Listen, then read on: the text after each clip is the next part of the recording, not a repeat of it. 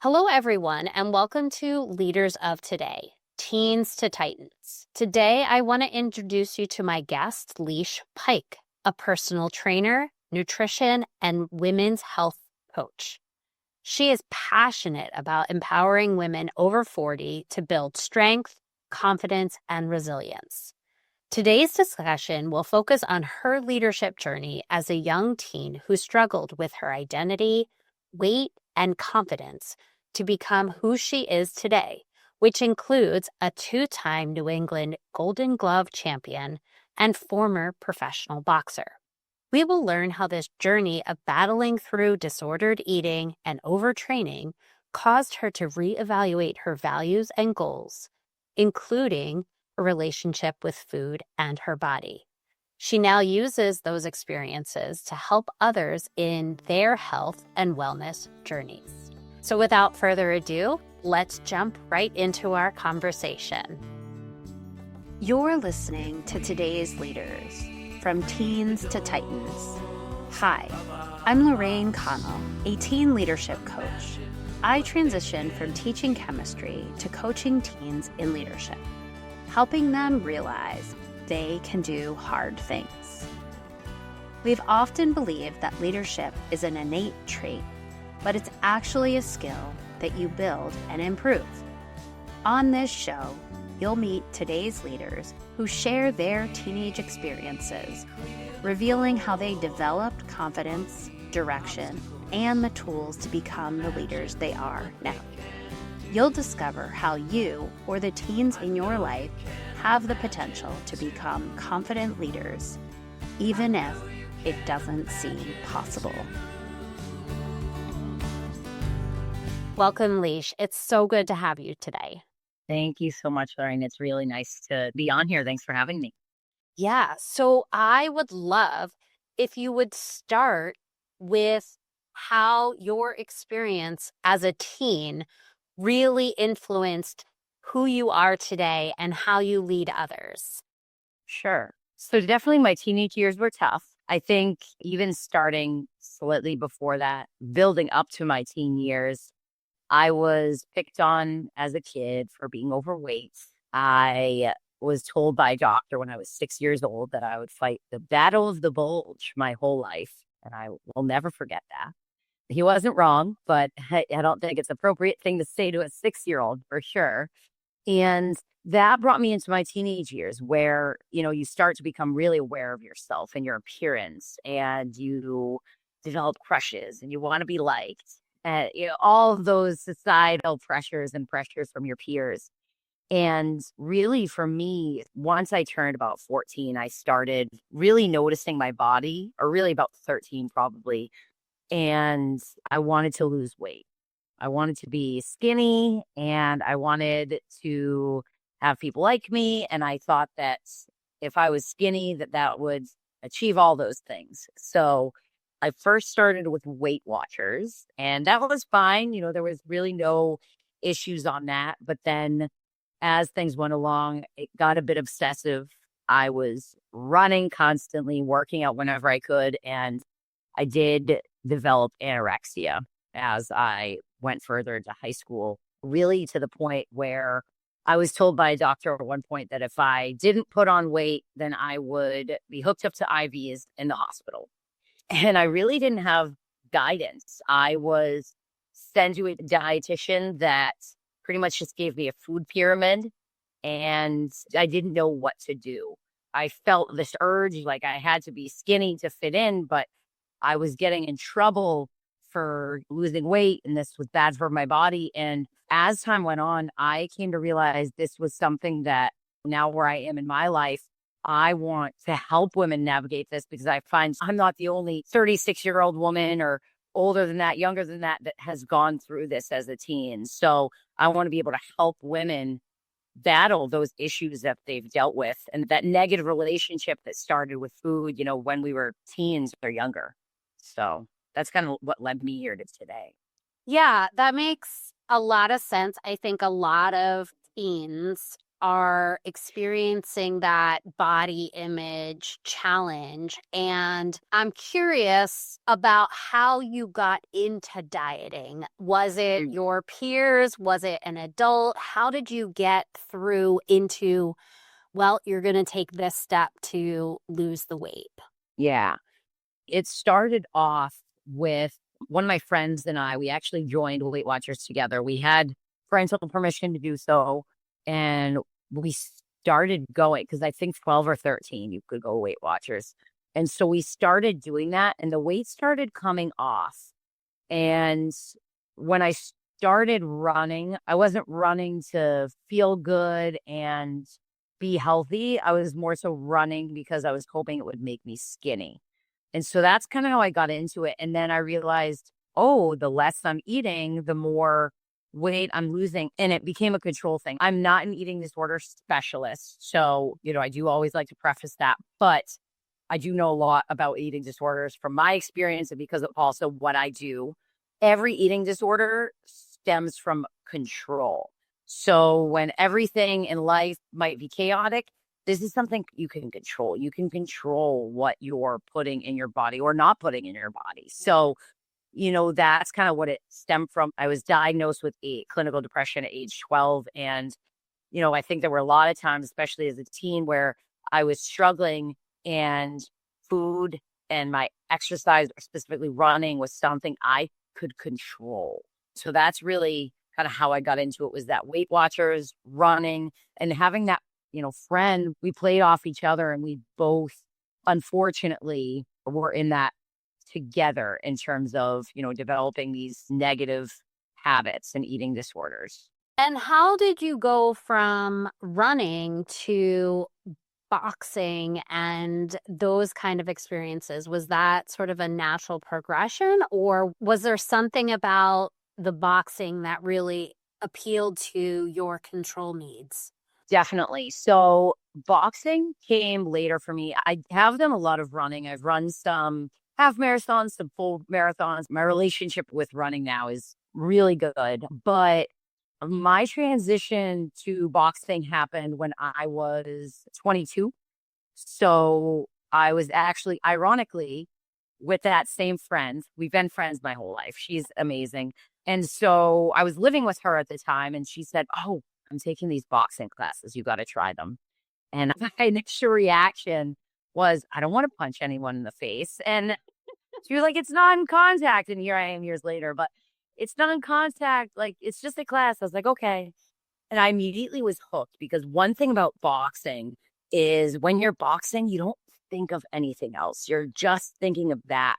And then as I started doing it more and I started getting coached and training to fight and then actually fighting, the thing is you have blinders on. I mean, somebody's trying to hit you. So your focus is solely on, what am I doing here? It's like playing a game of chess. It takes all your focus. And for me, that was something really beautiful. And my relationship with food got a little bit, I don't want to phrase this, ruined again as I went along with it, which is unfortunate because boxing is, to this day, still something that's so close to my heart. And I still love it so much. But it did hurt my relationship with food again after I'd worked a little bit on, repairing it from some of the damage from my teen years. So, in looking back, you mentioned that had you had a coach, a leadership coach, or a teen coach at that point, that confidence was where you were lacking. And so I guess, when did you start to build that inner confidence in your life? What was it that helped you build that confidence so that you didn't have to have that negative relationship with food or training? So honestly, it sounds so cookie cutter in a way, you hear it, but you really have to work on that relationship with yourself. You have to be the one to decide to love yourself and decide to help yourself. There have been a lot of things that I have gone through in life because of my depression and anxiety. And then, when I was younger, I struggled dealing with my sexual identity well as a bisexual woman. And it was hard for me to like myself a lot because I was like, what is this depression that I deal with? And why do I get so anxious? And, when it came to like my sexuality, I was like, oh, it would just be so much easier if I could just like men. I mean, that's half of it. So I'll just keep doing that. And I realized over the years that these things were actually hurting me.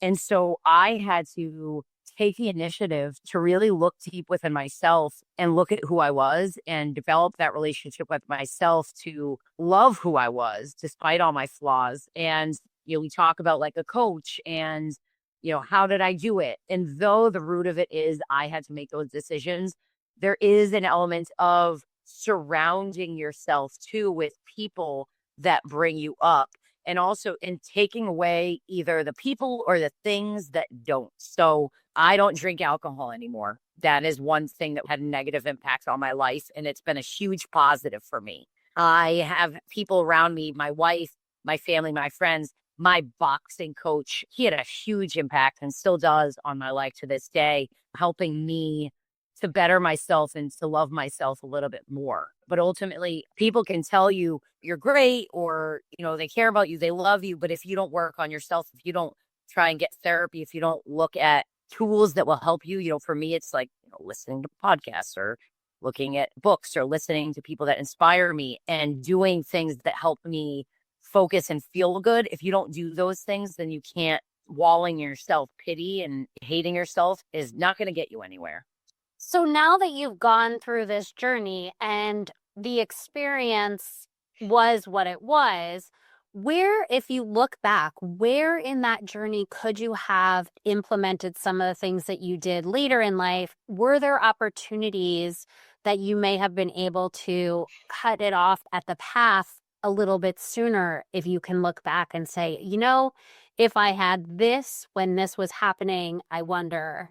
It is interesting to look back and think, oh, if I had had this, it could have helped this. I think there are a few things I could look back on. One, if as a teen, I had more so embraced being open about myself, like my sexual identity. I mean, like I said, I'm 36 now, so it wasn't really the norm or like normal to be gay or anything like that or in the LGBT plus community, even when I was in high school.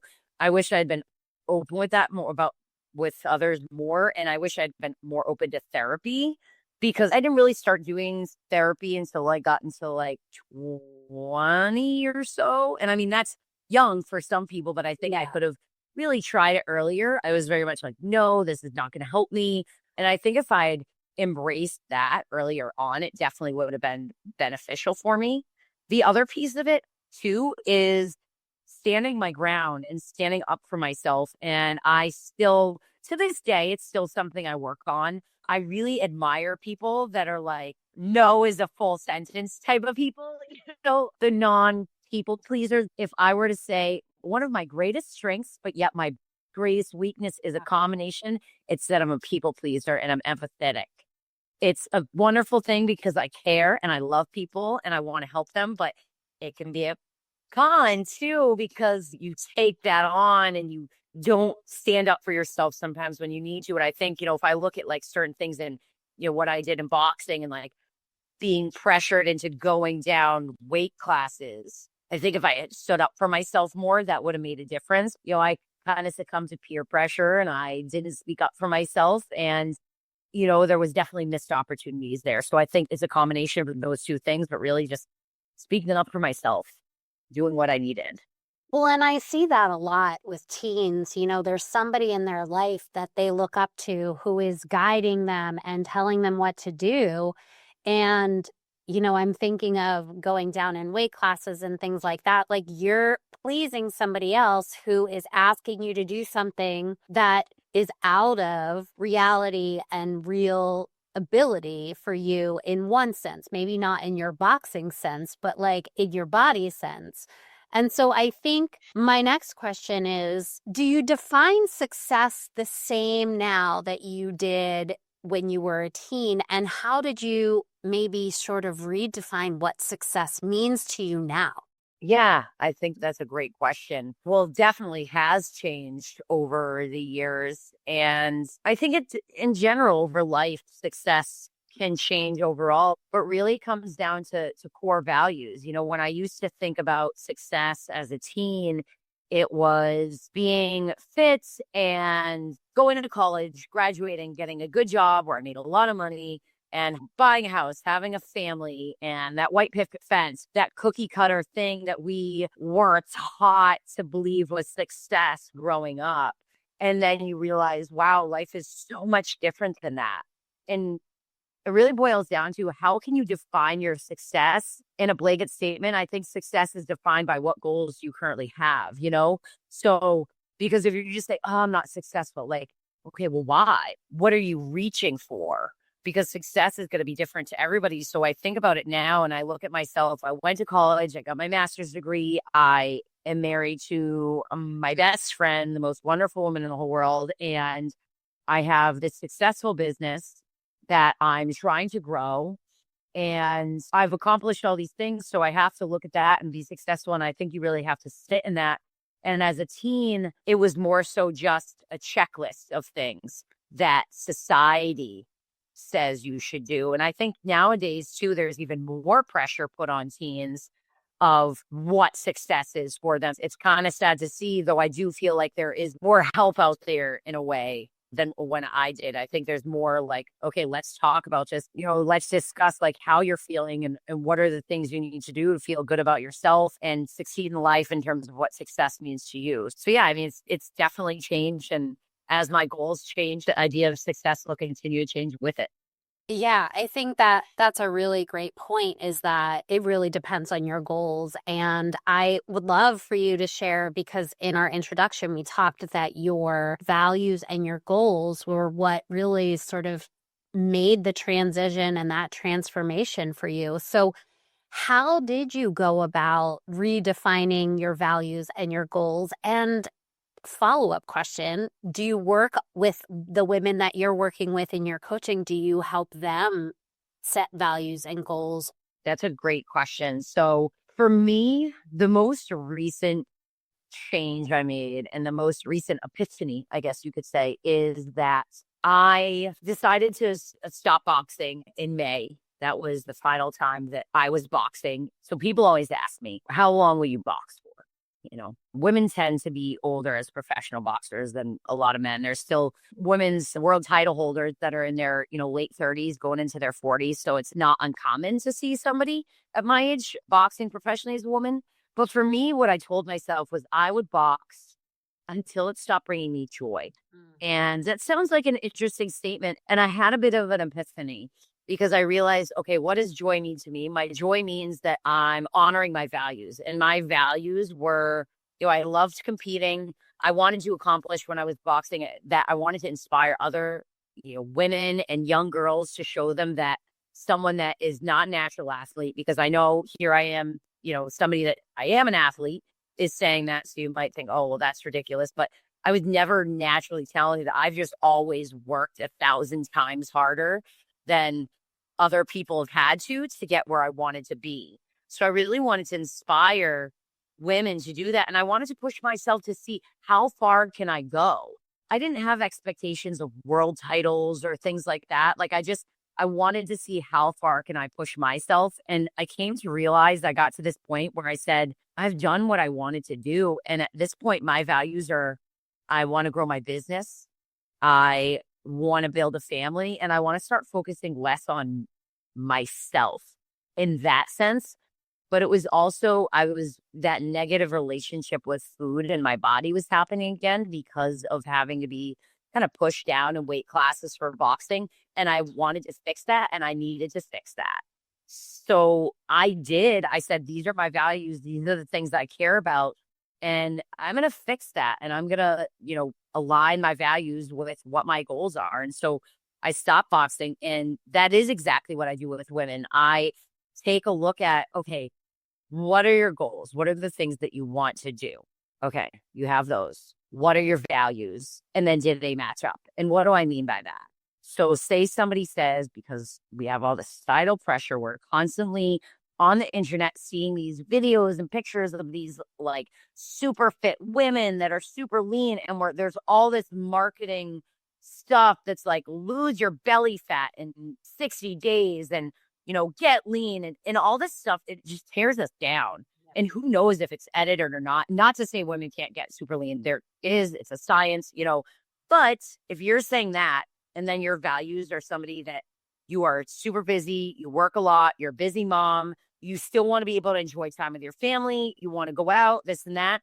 Okay, well, is that aligning with wanting to, have this like super, super lean, fit body of somebody that is probably training a ton, has a super regimented diet? Is that aligning? So I really work to help women figure out like, okay, well, how can we have your values, like build a healthier lifestyle and get your goals somewhere you want to be and kind of like marry the two. Like, what's the happy place for you? So if that's really what I do, I bring that into my work. So does that make sense?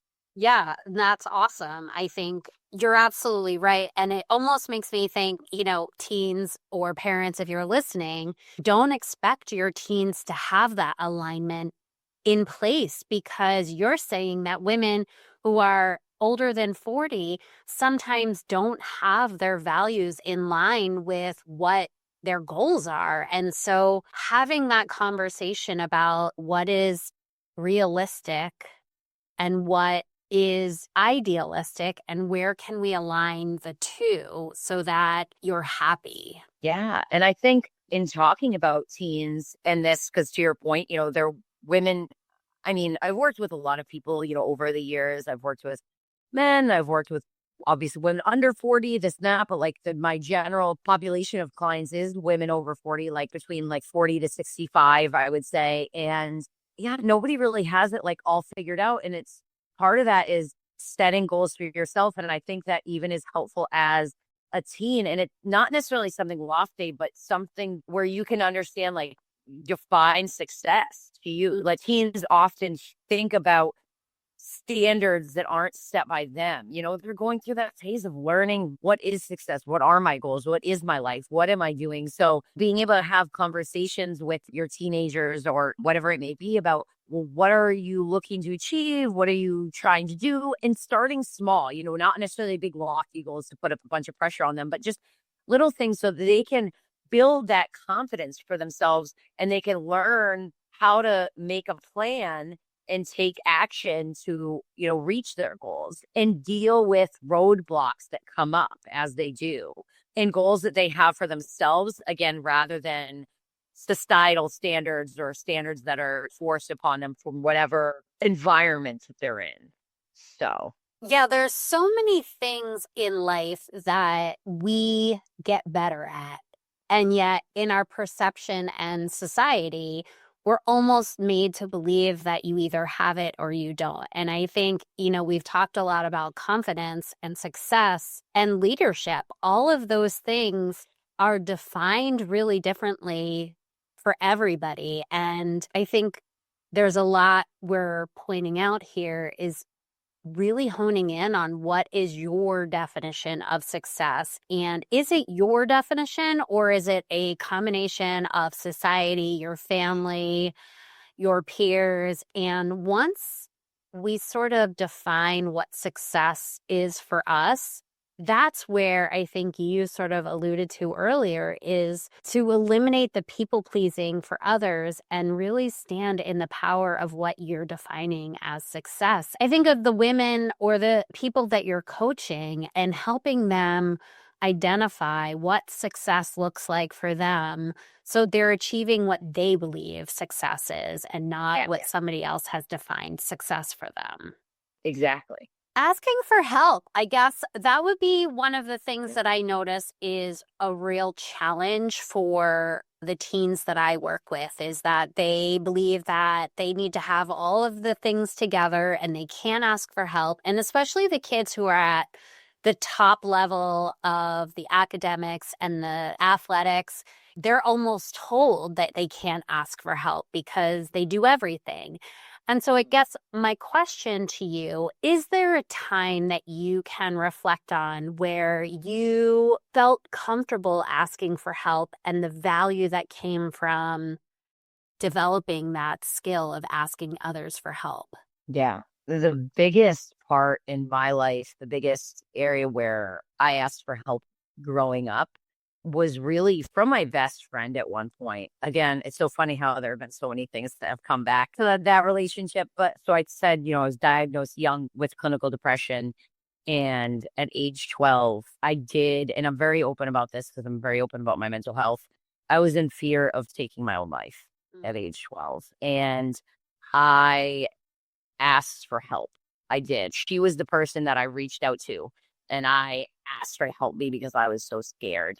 And for me, she told the guidance counselor, and the guidance counselor reached out to my mother, and I was put into therapy. But like I had said, I wasn't super open to being in it, So it was like I had asked for help, and I'm thankful that I did. But for me, I did struggle to make that connection. And I wish I had asked for even more help as I went along. But I think having people that you're comfortable with in your life, whether it be a friend that you can confide in, or as a teen, like a parent or an aunt or an adult that you can trust, that you can say, hey, I need help. But for me, that was probably one of the most pivotal moments in my life, saying that I did need that help. And I think in my life, I've done a lot of self-help as well, in terms of realizing that some of this work will come from within and you have to do things for yourself. So over time, I did work with therapists, or I, tried to find solace through music and through athletics. So there were different times that it came up that I did ask, but that was definitely the most pivotal one for me. Yeah. And, it's so interesting because in working with teens, I see them as almost the first responders, not like responding to getting help, but like they're the first people that we go to as peers. I'm going to tell my best friend before I'm going to tell my mom. I'm going to tell my best friend before I'm going to go tell the guidance counselor. And so I think you highlight that this friend of yours did go get help because she wasn't in the thick of where you were, but she was able to get the resources that she needed to support you. And I think we often want to protect our teens or our young adults from, having that burden, but by protecting them, we're not equipping them with the resources that they need. So Absolutely. what are some of the things as a teen that you learned you may still be sort of using those skills or using those lessons to guide the work that you're doing now? Sure. So I think a lot of it was, when I was a teen, I was really trying to find my confidence and figure out what I wanted in life. And it's a big part of what I do now, with helping women navigate what their values are and trying to connect those to their goals to match it, and helping women to find confidence. Because, I think one of the reasons that I am good at what I do and that I've been successful with what I do is because I can relate. And I've dealt with so many of these things throughout my life. So, when I look at my teenage years, with dealing with eating disorders and finding my confidence and trying to be comfortable in my identity, I can bring that to where I am today, because people deal with that at different stages of their life. It doesn't stop. So even though, you think, oh, you're a teenager, and then that's where you grow and you figure it all out. And that's not the case. That's where we start realizing we're trying to figure it out, and then it changes as we continue to grow and change as we go on. And so I've definitely brought that with me into what I do to try and help women with their confidence. What would you say to the teen Leash, or to any teenager right now, if you could give some advice from your experience? I would say love yourself, embrace who you are, let yourself be allowed to make mistakes, and don't hate yourself for them. See what you can learn from them, because we all fail. And especially as a teenager, where we have a lot of ups and downs or a lot of failures. And so take those and grow from them. But with that, celebrate your wins too. Like, have confidence in yourself and just be you, and try to shut out the noise of others as best you can. and develop positive relationships with the people around you. We're all growing up and changing and developing. So don't feel like you need to be with a person, have a friend just because they've been your friend or because it seems like the right crew to hang out with. Be with people that lift you up and make you feel better. And like Mr. Rogers said, look for the helpers, look for the adults that are going to be the kind of people, the good mentors for you. So that's what I would say, have comments, be yourself, surround yourself with the right people. I love that. You mentioned a lot that you're working and coaching. Can you tell us where people can find your coaching and how people can work with you and things like that? Sure. I have a website. It's leeshpikefitness.com. And that's LEESH for leash. Or my email, leesh@leeshpikefitness.com. I offer in-person and virtual personal training. I also do custom fitness programming. So that's where I basically help people. I come up with their workouts each month based on what their goals are. And I'm able to help them throughout the month with those custom workouts. We can make changes as needed, and we connect through my app. Then the other way is I do offer virtual nutrition coaching as well. That is done on a monthly basis. And the newest thing that I have is I do have a 30-day women's wellness program, and it will combine 4 elements of fitness. So there'll be strength training workouts, cardio prompts, nutrition, so building healthy habits, mindset with journal prompts for mindfulness, and then community in the sense that we'll have a group on the app where you'll be able to connect with each other, lift each other up, celebrate wins, and work together as a group on that 30-day journey. So a few different ways you can work with me. I love that. I will put those things in the show notes, and I am really grateful for this conversation. Thank you so much. Are you ready to help the young people in your life unlock their inner strength and step confidently into leadership? The new workbook from Peers Not Fears, Your Voice Matters, Uncovering Your Unique Leadership. It's designed to help teens see the leader in themselves, step by step. It's not just a workbook. It's the first step towards a ripple effect that could change lives. Let's turn today's teens into tomorrow's titans. Thank you for tuning in to this episode of Leaders of Today, Teens to Titans. If you found this episode helpful, please subscribe, leave a review, and share it with other parents who might benefit from this conversation. Together, we can support our teens in building healthy, positive relationships and become leaders of tomorrow. Until next time, I'm Lorraine Connell, and this is Leaders of Today, Teens to Titans.